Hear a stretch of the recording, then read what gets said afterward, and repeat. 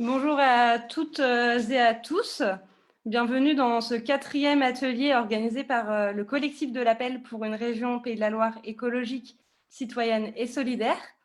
Déjà, pour tous ceux et celles qui ne l'auraient pas fait, je vous invite à signer l'appel. Vous retrouverez le lien dans l'onglet Conversation sur Zoom ou encore sur Facebook.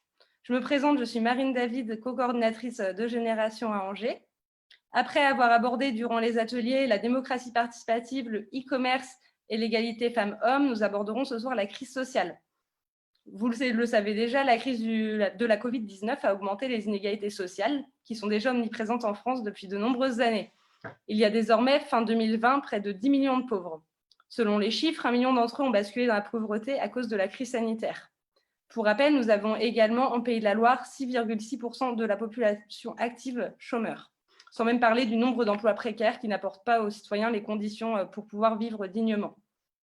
Quelles sont donc les solutions pour lutter contre la pauvreté et le chômage en Pays de la Loire? Comment nous pouvons les mettre en œuvre? Nous entendons en ce moment quelques pistes, ouvrir le RSA pour les moins de 25 ans, ou encore le territoire zéro chômeur de longue durée, et également le revenu universel qui est revenu sur la table avec l'expérimentation par l'Allemagne. Ce sont seulement quelques pistes pour soulever la réflexion sur ce vaste sujet dont vous pouvoir débattre nos intervenants ce soir. L'objectif de cet atelier, c'est donc de partager nos expériences, apprendre de nos grands témoins et explorer quelques solutions et pistes pour la région en vue des élections régionales qui se profilent. Concernant le déroulé, nous allons donner la parole à nos grands témoins une première fois et nous aurons un échange d'une demi-heure pour que chacun puisse prendre la parole sur Zoom. Je ferai en sorte de respecter la parité et je vous couperai la parole si vos interventions sont trop longues, donc allez droit au but. Vous pouvez d'ores et déjà rédiger vos questions sur le live Facebook ou alors sur Zoom. Si vous souhaitez prendre la parole en direct, merci de nous l'indiquer pour que nous puissions vous la donner. Nous aurons donc avec nous ce soir Noam Léandri, bonjour. Vous êtes économiste statisticien formé à l'INSEE à Rennes. Vous avez poursuivi votre carrière dans l'administration, ce qui vous a mené à Angers. Vous contribuez depuis 14 ans à l'Observatoire des inégalités, qui est un organisme basé à Tours. Vous y avez été le président de 2011 à 2014 et à nouveau depuis 2017. Vous êtes également l'auteur de plusieurs articles de recherche sur les inégalités et les discriminations.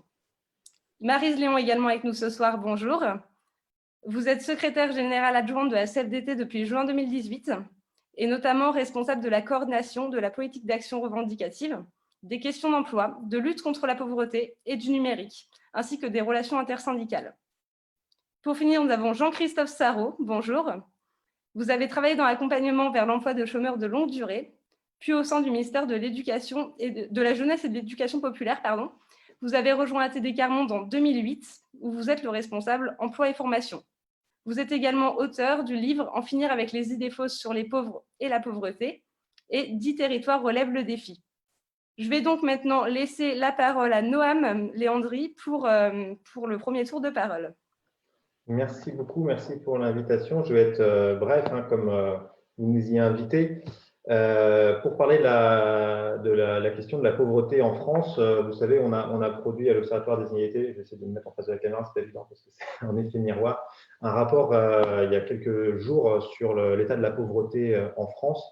Et ce qu'on constate, c'est qu'il y a une lente augmentation depuis 15 ans de la pauvreté en France, c'est 5 millions de personnes aujourd'hui. Et là, la crise sanitaire qui intervient depuis le début de l'année, on sait que ça va conduire à une forte hausse de la pauvreté. Tous les indicateurs sont à leur seuil d'alerte. Vous savez qu'il y a de plus en plus de personnes qui fréquentent les banques alimentaires, y compris pour la première fois d'entre eux, notamment des étudiants, y compris des entrepreneurs qui n'ont plus de revenus, malgré les dispositifs qui ont été mis en place pour amortir la crise. Il y a également la hausse du RSA qui est très forte. Ça a été encore révélé avec beaucoup de retard, là, il y a quelques jours, 8% de plus cet été. On sait que ça va probablement frôler plutôt les 10%. Il y a beaucoup de départements, y compris dans le Maine-et-Loire, où il y a eu une augmentation qui frôle les 10% qui a été annoncée. Et puis, il y a toutes les baisses de revenus pour tous ceux qui sont indépendants, auto-entrepreneurs, en chômage partiel. C'est une baisse de revenus qui paupérise une partie de la population. Et donc, on craint effectivement une vague de pauvreté dans les prochains mois.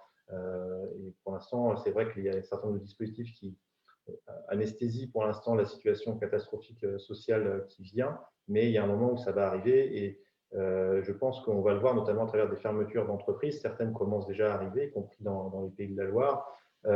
Mais je pense que Marie Zéon reviendra dessus et je pense qu'il commence à y avoir un certain nombre d'alertes aussi sur les fermetures de sites.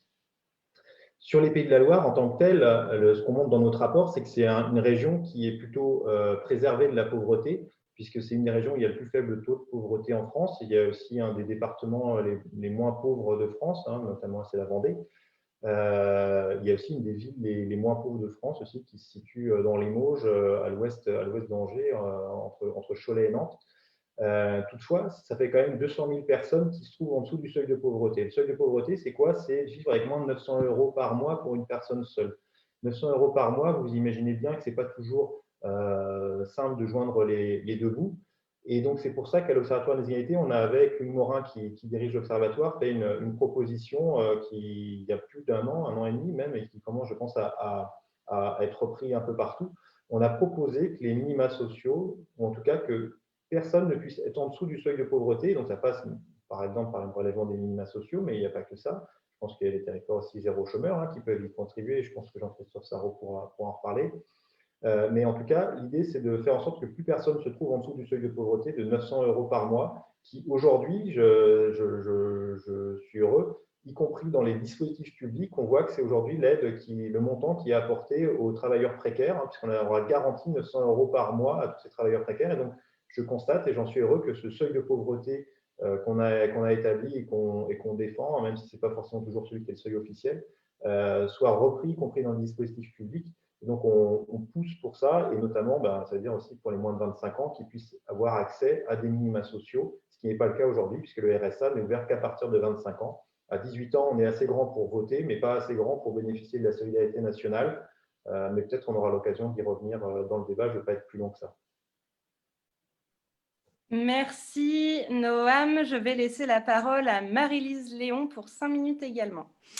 Merci beaucoup. Bonsoir à toutes et tous. Alors, 5 minutes, je vais devoir choisir 3 axes.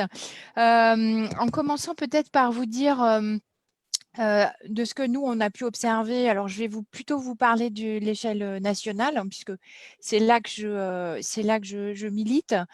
Je rejoins tout à fait ce qui a pu être dit par Noam juste avant. On a une montée de la pauvreté et nous, ce que l'on voit dans le cadre de notre rôle de syndicaliste, c'est qu'on a vu dans les 2 phases en fait de confinement. La première phase de confinement, un peu un effet de sidération dans le cadre du milieu du travail et une brutale perte d'emploi pour beaucoup de personnes qui étaient déjà en précarité. Donc en fait, on a vu un effet de bascule de la précarité à la pauvreté et que du coup, il y a eu tout un ensemble de dispositifs, soit anesthésiants, soit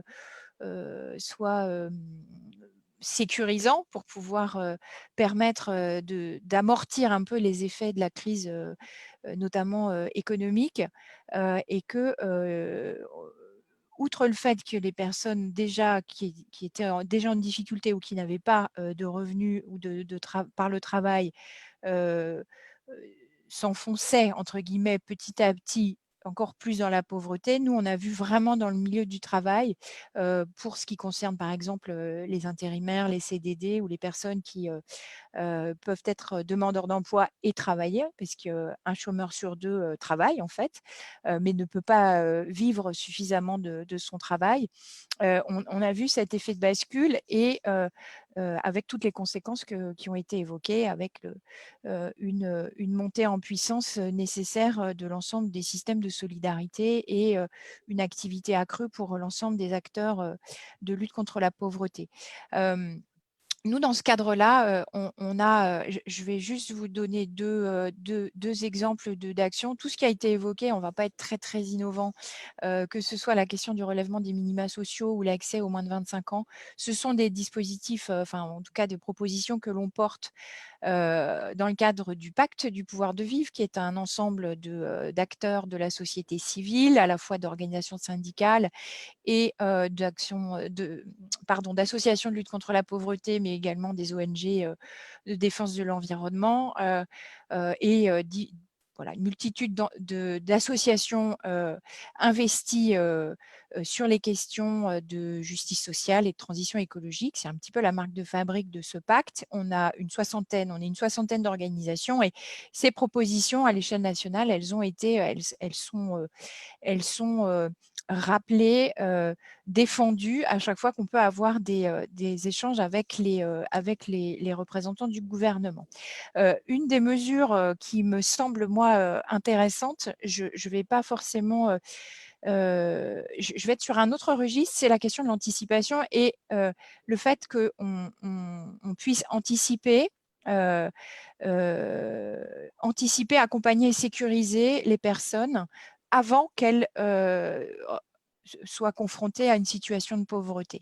On a vu au moment, on voit apparaître en fait depuis le mois de septembre, une montée du nombre de suppressions d'emplois. Ça se fait via des dispositifs différents. Selon le nombre de licenciements, vous savez que les salariés peuvent disposer de dispositifs collectifs ou pas. On voit une multiplication du nombre de licenciements individuels, donc des difficultés économiques que rencontrent des entreprises et du coup des départs de salariés sans qu'il y ait forcément de dispositif collectif.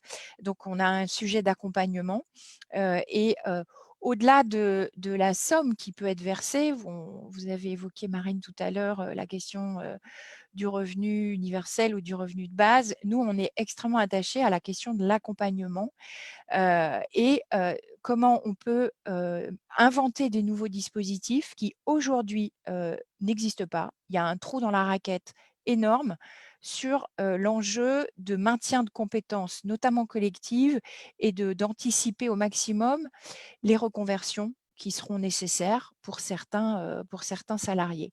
Et ça, nous, ce que l'on défend, et c'est ce qui est en train de se construire, c'est que ça se fasse territorialement et qu'à l'échelle des bassins de vie, de travail ou d'emploi, il puisse y avoir une coopération en fait des acteurs, que ce soit l'État, la région, les acteurs de la société civile, les employeurs, pour qu'il puisse y avoir un maximum d'anticipation et de pouvoir anticiper ces transitions professionnelles.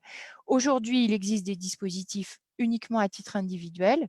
On sait que si les difficultés économiques auxquelles certaines entreprises, alors c'est très hétérogène, mais il y a quand même des secteurs qui sont extrêmement touchés, dont on sait que malgré l'ensemble des aides dont ils ont pu bénéficier, il y aura des destructions d'emplois. L'idée est de dire comment on anticipe au maximum pour que les salariés ne payent pas cash ces fermetures et qu'ils puissent être préparés au mieux à une autre activité ou un autre métier. Et ça, à l'échelle des bassins d'emploi, c'est ce qui nous semble le plus pertinent pour pouvoir sécuriser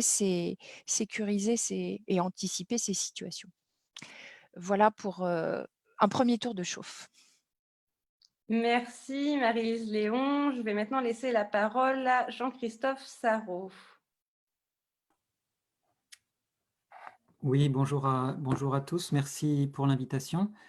Donc, un petit mot sur ATD Carmonde pour ceux qui ne connaîtraient pas. ATD, Agir tous pour la dignité Carmonde, est une association qui n'a pas d'appartenance politique ou confessionnelle et puis qui répond aux invitations qui lui sont faites comme aujourd'hui et qui a 3 axes d'action. Le premier, c'est d'être présent, de vivre dans les quartiers défavorisés, d'être présent auprès des personnes en grande difficulté sociale pour essayer de penser avec elles les actions de lutte contre la pauvreté et pas seulement, parce que la pauvreté touche à toutes les dimensions de la vie, donc on parle aussi éducation, logement, santé, accès à l'emploi, etc. Et toutes ces politiques sont en général pensées pour les personnes et sans elles, et donc on essaye aussi nous d'être très présents et puis de réfléchir à des actions pilotes avec les premiers concernés. La deuxième action, c'est d'agir au niveau politique parce que il faut parfois, au vu de ce qui se réfléchit ensemble dans ces quartiers-là, changer des lois ou en inventer des nouvelles. Et donc, C'est ainsi qu'ATD Carmonde a été à l'origine du RMI, qui est devenu le RSA, la couverture maladie universelle, le droit au logement opposable avec d'autres acteurs, et puis maintenant l'expérimentation territoire zéro chômeur de longue durée, dont on parlera peut-être s'il y a des questions. Et la troisième action, c'est d'être présent au niveau de l'opinion publique pour que le regard que chacune et chacun d'entre nous portons sur les personnes qui sont exclues de tout, de l'emploi, du logement, en fait, que nos regards et nos comportements changent. Nos regards sont bien souvent de considérer que les personnes sont soit responsables de leur situation, soit, si elles ne sont pas responsables, qu'elles sont incapables de s'en sortir, que c'est trop tard pour elles. Et donc, voilà, je fais aussi ma petite publicité comme d'âme pour cet ouvrage que vous connaissez peut-être, En finir avec les idées fausses sur les pauvres et la pauvreté. Et pour ce qui est du sujet qui nous rassemble ce soir, je crois qu'au niveau d'une région comme la vôtre, ce qu'on pourrait vraiment essayer de faire, c'est d'agir à 3 niveaux. C'est d'abord d'essayer de penser ensemble la transition écologique et sociale, donc avec toutes les personnes, y compris celles à qui on donne peu la parole. Là, je sors par exemple d'une réunion sur un territoire zéro chômeur candidat, où les personnes privées d'emploi ont pris la parole et étaient dans l'assistance, le directeur de Pôle emploi, la représentante de la direction du travail, et j'ai senti une grande écoute des uns et des autres. Et ça ne s'improvise pas, ça se prépare, ça se travaille. Donc, penser ensemble la transition écologique et sociale, c'est vraiment quelque chose. Une région a des outils pour soutenir une réflexion ensemble. Ensuite, c'est expérimenter ensemble des actions possibles, toujours sur cette transition écologique et sociale. Et je pense en particulier à une condition première qui est l'accès au foncier. Une région a des moyens de réserver du foncier pour des expérimentations qui vont être par exemple de proposer des fermes urbaines dans les quartiers et en particulier dans les quartiers défavorisés. Ça, il faut l'expérimenter ensemble. Et la dernière action à entreprendre, c'est d'évaluer autrement les politiques publiques au niveau d'une région, les actions expérimentales auxquelles une région peut participer avec la société civile. Donc voilà, on parlera peut-être ensemble de tout ça dans les minutes qui viennent. Merci Jean-Christophe Sarraud. Donc nous allons prendre une première question. C'est une question de Cécile qui nous demande quelles sont les régions en avance sur la lutte contre la pauvreté et quelles sont les mesures qui ont été prises qui pourraient éventuellement s'appliquer également chez nous. Je vais donc laisser la parole à Marie-Lise Léon pour commencer, puis vous pourrez tous intervenir sur cette question. Alors moi, j'ai une vision assez globale. Je serais bien en peine de vous donner les bons et les mauvais élèves, puisqu'il y a la difficulté, c'est sur les enjeux de pauvreté. Il y a une multitude d'acteurs en fait qui interagissent ou qui plutôt interagissent assez peu. Donc on a quand même souvent des effets de silo avec des dispositifs extrêmement divers et variés, où il y a des dispositifs, le RSA, ça a été évoqué, sont à la main des conseils départementaux. Il peut y avoir des dispositifs d'accompagnement qui sont prévus dans le cadre du RSA. Il y a des éléments complémentaires qui peuvent être faits. Je pense notamment à un dispositif qui nous tient à cœur, qui a un angle un peu spécifique pour les jeunes, qui est les dispositifs de garantie jeunes qui permettent une insertion pour les personnes, pour les jeunes qui n'ont aucun diplôme, de pouvoir accéder. Donc là, c'est les missions locales qui sont à la manœuvre.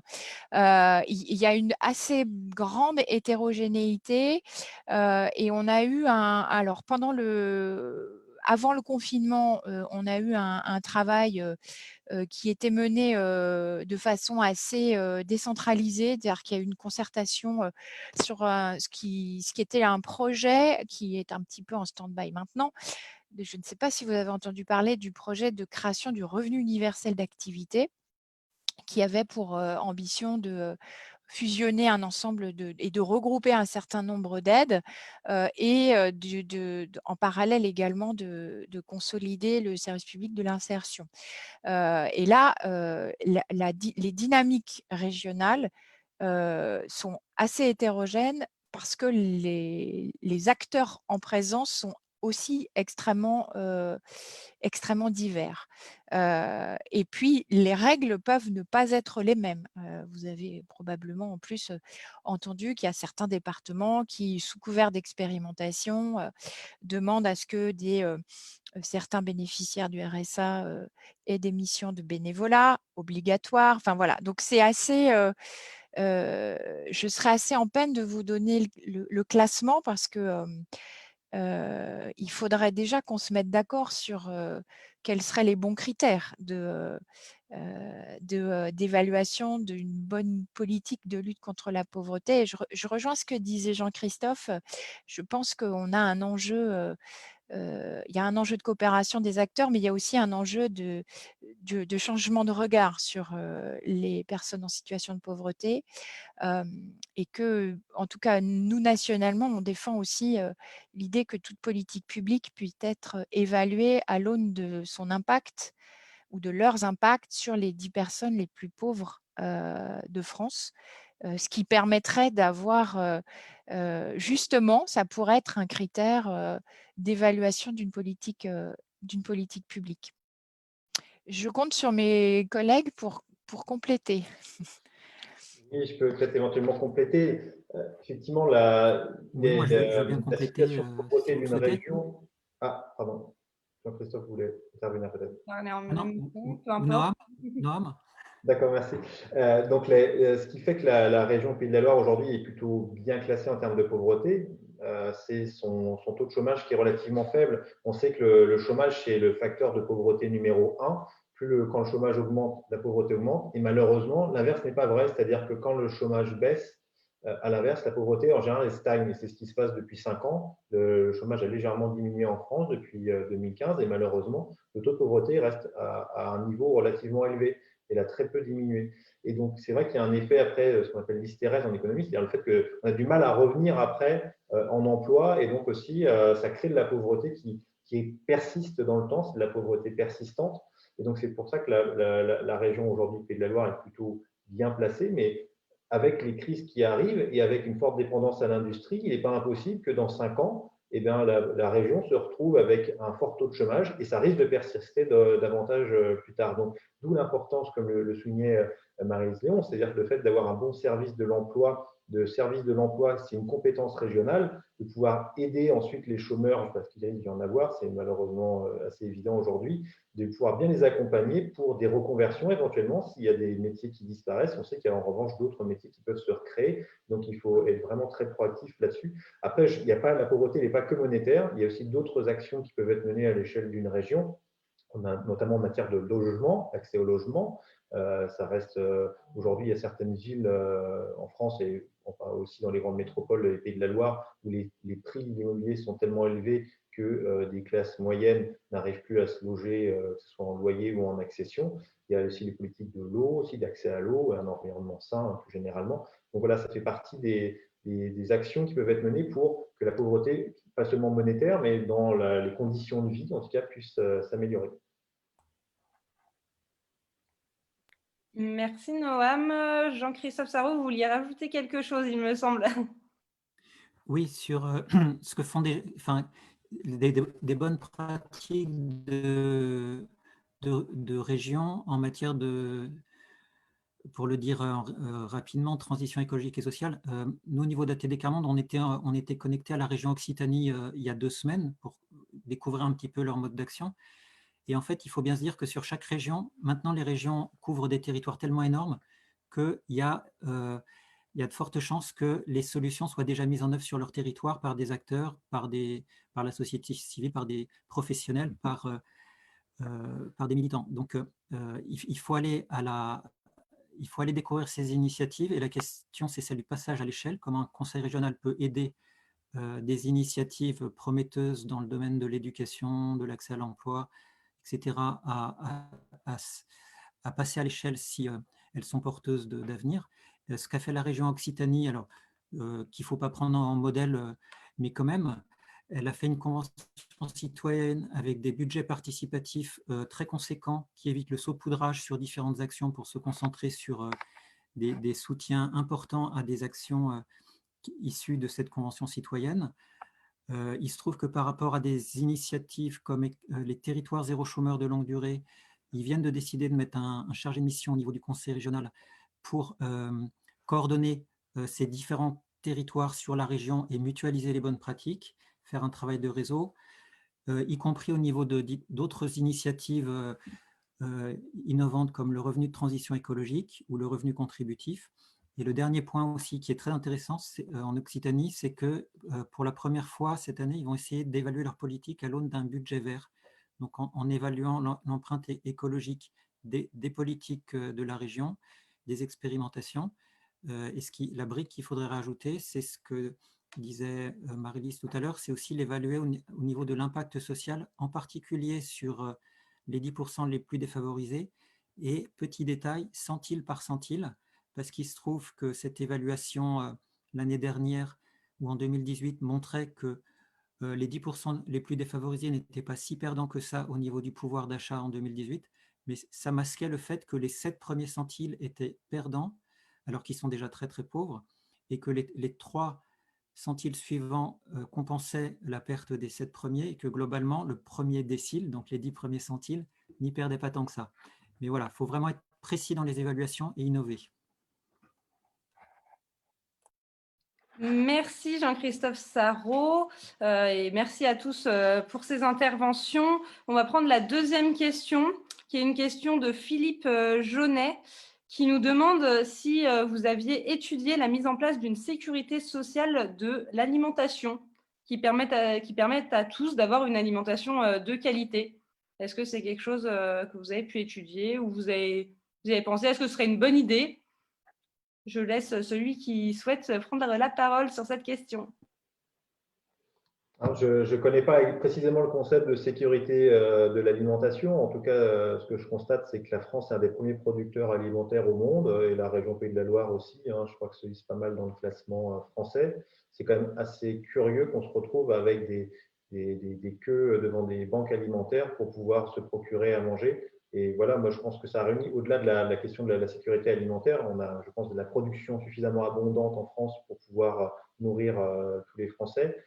La difficulté, c'est qu'ils n'ont pas les moyens financiers pour s'acheter la nourriture telle qu'ils le souhaiteraient chaque jour. Et donc, c'est en relevant les moyens financiers, donc je reviens sur mon idée de minima social, au moins au niveau du seuil de pauvreté, pour que chacun puisse se nourrir dignement et en fonction de ce qu'il a envie.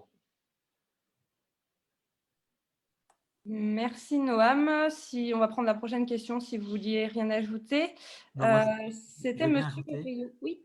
Non, juste pour dire, je ne connais pas encore suffisamment la sécurité sociale de l'alimentation, mais par rapport au débat entre revenu inconditionnel et ce qui n'est pas tout à fait la sécurité sociale de l'alimentation, ce que moi j'entends les gens dire, c'est qu'il faut que les choix qu'on nous demande de faire par rapport à travailler ou ne pas travailler soient des vrais choix et pas des choix par défaut, soient des choix libres, et donc qu'on puisse dire je veux travailler ou je ne veux pas travailler, mais qu'on puisse avoir accès à un emploi, c'est ce que disait Noam aussi, à un emploi digne, décent, écologique, utile, et ce qui n'est pas le cas actuellement.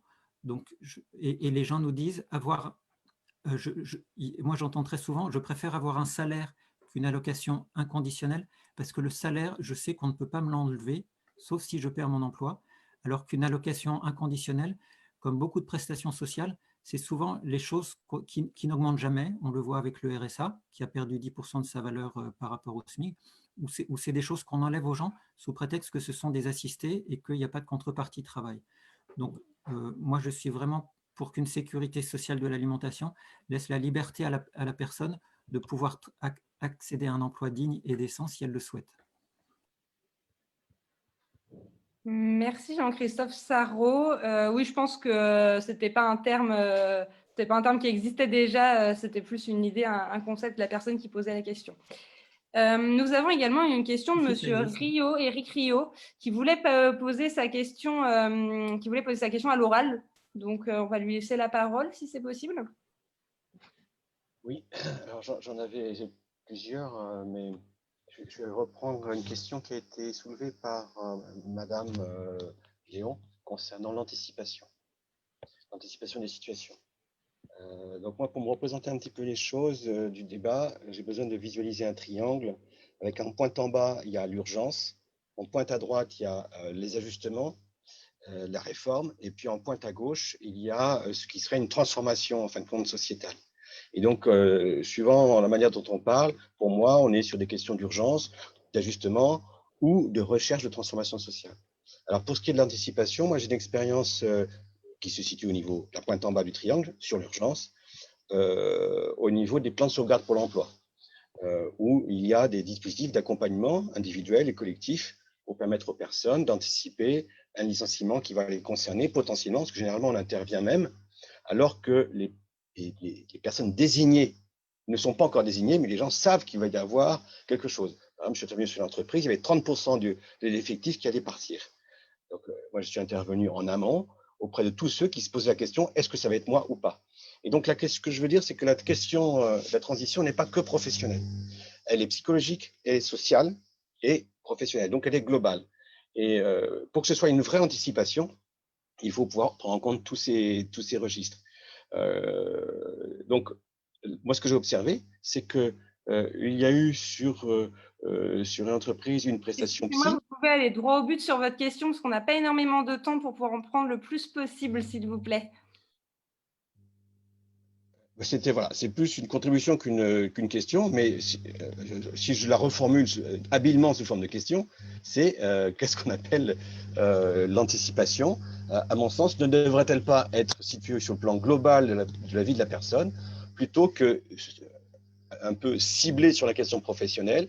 Parce que dès qu'on cible uniquement une question, eh bien, on zappe, parce que la situation de la personne, elle est systémique. Si on ne prend en compte qu'un pôle, qu'un déterminant, eh bien, on va boiter, on va écarter des personnes qui seraient demandeurs, mais la porte d'entrée n'est pas la bonne.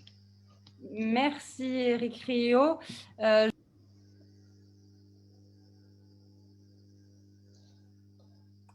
Excusez-moi. Merci Eric Rio. Je vais poser la question, laisser Marie-Lise Léon répondre puisqu'elle avait parlé d'anticipation.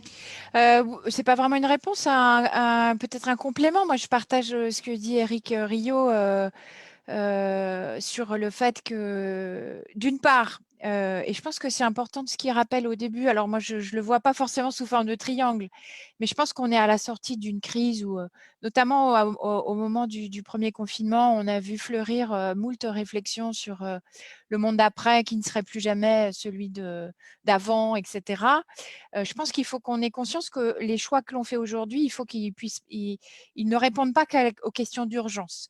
Et que, comme le disait Jean-Christophe, on a un enjeu, quand je dis anticiper et accompagner les salariés dans le cadre de reconversion, c'est y compris aller sur les enjeux de transition écologique et de se dire la question sociale, c'est pas uniquement une variable d'ajustement, c'est qu'y compris les compétences des salariés peuvent être une clé de réussite de cette transition écologique et que même si c'est difficile à admettre pour certains salariés, nous, ça fait plus de 15 ans qu'on parle de l'enjeu des transitions professionnelles, c'est que de toute façon, cette transition écologique, elle ne se fera pas contre les salariés et ceux qui vont porter cette qualité de transition écologique.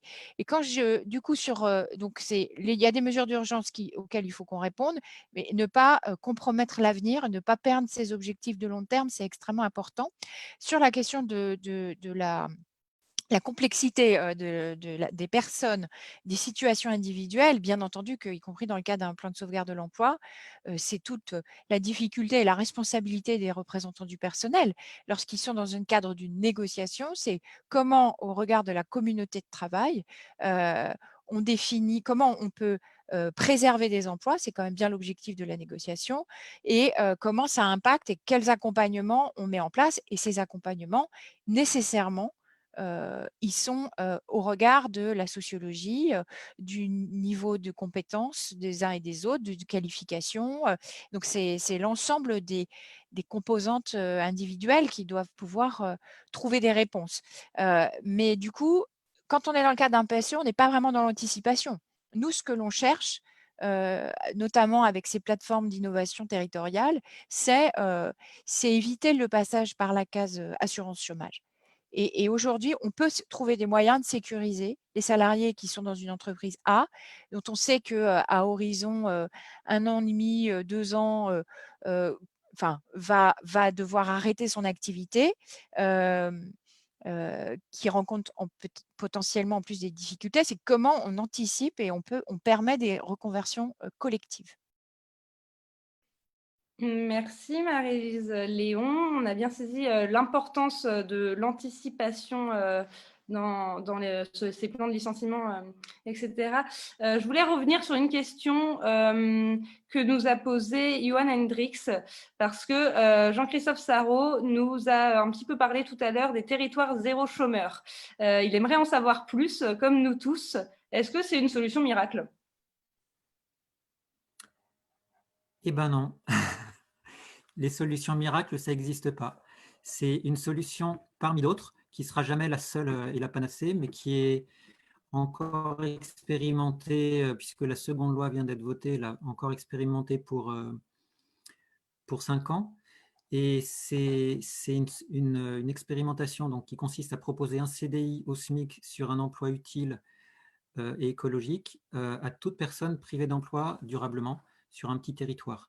Et c'est géré par le territoire dans une gouvernance partagée et c'est financé aux 2/3 par une avance de l'État qui correspond au coût du chômage de longue durée. Et c'est une expérimentation qui a été décrochée par les premiers territoires qui ont voulu l'expérimenter, qui sont descendus dans les rues de Paris et qui ont convaincu les députés et les sénateurs de voter, de leur accorder un droit d'expérimentation. Et si on gagne cette expérimentation avec les autres acteurs que sont le Secours catholique, Emmaüs et les autres organismes engagés dans cette action-là, si on le gagne dans 5 ans, ça sera avec les territoires et les citoyens, au premier rang desquels les personnes privées d'emploi qui auront montré tout ce qu'on peut gagner. Voilà. Et l'objectif, c'est d'aller jusqu'à embaucher toutes les personnes privées d'emploi qui souhaitent travailler sur un territoire. Et une estimation qu'on a, c'est que 9 personnes sur 10 acceptent cette proposition d'emploi et l'autre la refuse temporairement ou définitivement pour raison de santé ou familiale. Merci beaucoup, Jean-Christophe. Je voulais vous demander un petit complément à tous les trois sur ces territoires zéro chômeur de longue durée. Est-ce qu'il y a déjà des expérimentations au Pays de la Loire? Est-ce qu'il y a déjà des choses qui sont faites? Il y a des territoires volontaires, en tout cas, candidats, mais je ne crois pas qu'il y en ait qui aient été retenus, hein, sauf dans les Deux-Sèvres, à la frontière des Pays de la Loire, où je crois que c'est un des premiers, d'ailleurs, territoires zéro chômeur, mais Jean-Christophe peut-être pourra compléter.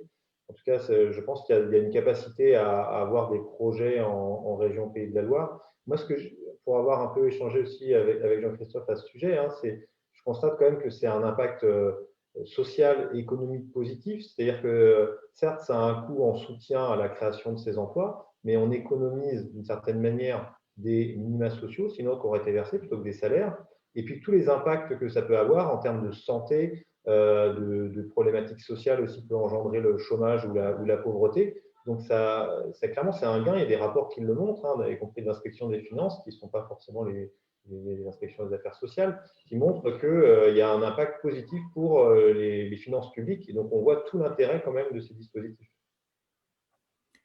Et puis la vie des gens change, hein. La perspective de pouvoir être utile à nouveau ou trouver un emploi ou retrouver un emploi, ça change la vie de la personne, de son conjoint, de sa conjointe, de ses enfants, de ses voisins, de l'enseignant des enfants, des commerces de proximité. C'est des territoires entiers qui changent.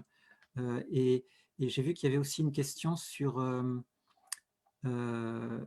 alors, je ne sais plus quelle était la question, mais voilà ma réponse.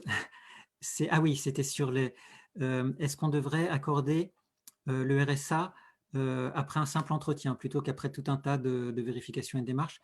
Oui, 1000 fois oui. Il faut vraiment qu'on simplifie, qu'on soit dans la même confiance avec les personnes en précarité qu'on l'est avec les plus riches et les grandes entreprises à qui on accorde des dizaines de milliards d'euros de réductions ou de cadeaux fiscaux sans aucune contrepartie en attendant que ça ruisselle. Il y a un sénateur de Loire-Atlantique, Yannick Vaugrenard, que vous connaissez peut-être, a fait un rapport en 2013, un rapport de proposition pour simplifier toutes les démarches auxquels sont contraints les personnes qui vivent dans la précarité. Et il proposait entre autres une grande simplification des minima sociaux et un a priori de confiance, que les personnes ne vont pas aller vers le RSA pour frauder. La fraude au RSA, c'est 100 € par famille qui touche le RSA par an, c'est 8 € par mois. La fraude fiscale, c'est des milliards et des milliards. Donc, il faut qu'on soit dans cette même confiance et simplification avec les personnes dont on se défie en permanence, et c'est ça qui change la vie des gens aussi. Merci Jean-Christophe Sarraud. Nous allons devoir passer à la conclusion. Je suis désolée, ça va très vite. On a eu plein de questions. On n'a pas pu répondre à tout le monde. Je vais vous poser une petite question en guise de conclusion. Je vais vous demander demain, si vous étiez vice-président de la région Pays de la Loire en charge de la lutte contre les inégalités, quelle serait votre première mesure?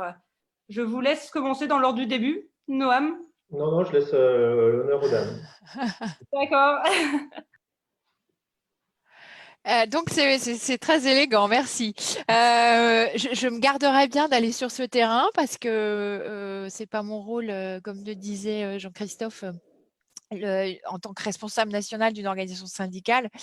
J'ai pas forcément de conseils à donner à un futur responsable de conseil régional. Peut-être une idée du coup complémentaire que je trouve intéressante que des collègues en Bretagne ont menée à l'échelle régionale. Moi, je suis extrêmement convaincue par Territoires zéro chômeur longue durée, comme le disait Jean-Christophe. Ça change la vie des gens, ça change ça change aussi la communauté de vie. Pour avoir été à, je crois que c'est Moléron dans les Deux-Sèvres qui étaient pionniers.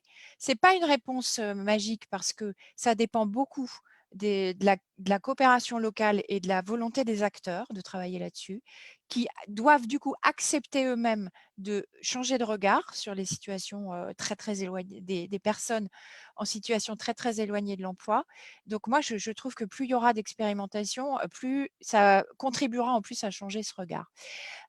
Une expérimentation que je peux citer et qui peut être conseillée du coup, c'est justement, on a des territoires zéro non-recours au droit.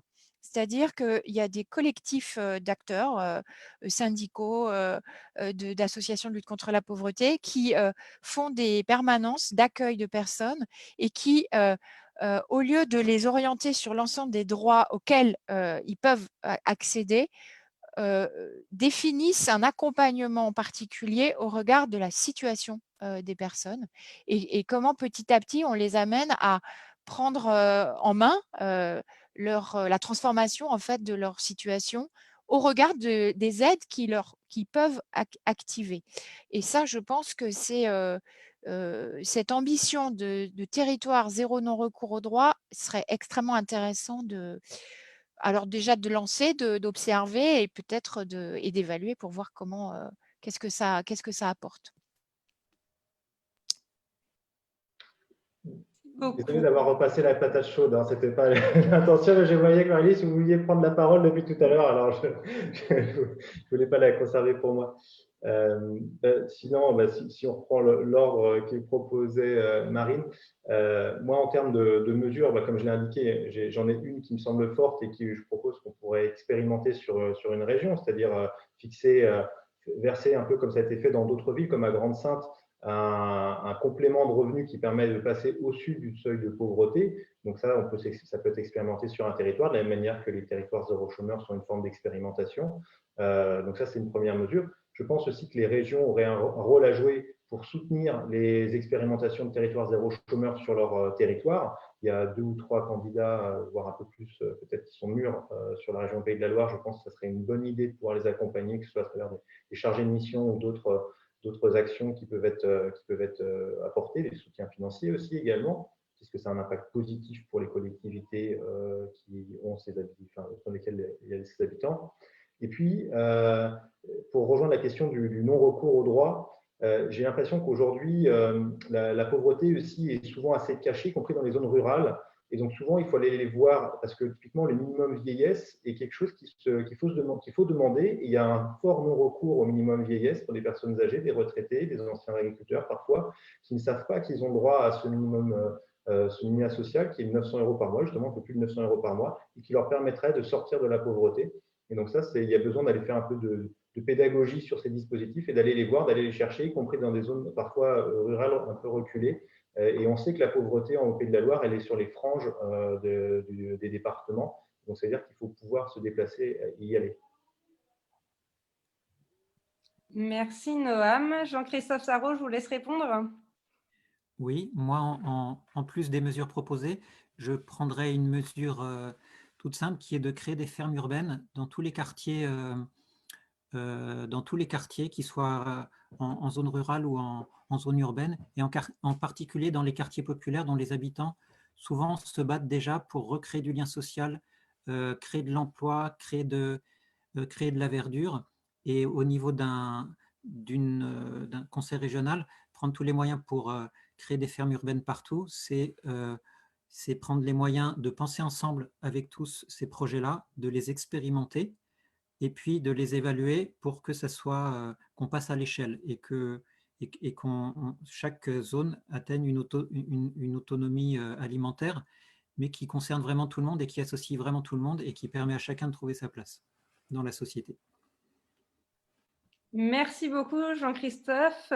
Donc nous allons finir cet atelier. On a parlé beaucoup du territoire zéro chômeur où la région aurait un gros rôle à jouer de coordination. Nous avons également parlé avec Maryse Léon d'un territoire où il y aurait zéro non-recours aux droits et d'un complément de revenus, des fermes urbaines. Ça fait plein d'idées à développer pour les futures échéances. On va avoir du pain sur la planche. Si vous avez encore des questions, et j'ai vu qu'il y en a encore pas mal sur Zoom et peut-être aussi sur Facebook, n'hésitez pas à nous les poser en commentaire ou encore à nous les envoyer à contact@pdl2021.fr. Le prochain atelier, ce sera mardi prochain à 18h30. On parlera relocalisation de l'économie sous l'animation de Sophie Bringui et avec Arnaud Montebourg qui sera avec nous. Je vous rappelle que vous pourrez retrouver ce live en replay. Et je vous rappelle également que vous pouvez toujours signer l'appel avec le lien qui figure en commentaire. Je remercie encore une fois nos 3 intervenants, Marie-Lise Léon, Jean-Christophe Sarraud et Noam Léandri. Merci à vous 3 pour cette soirée. Merci beaucoup. Merci beaucoup, bonne soirée. Et à vous.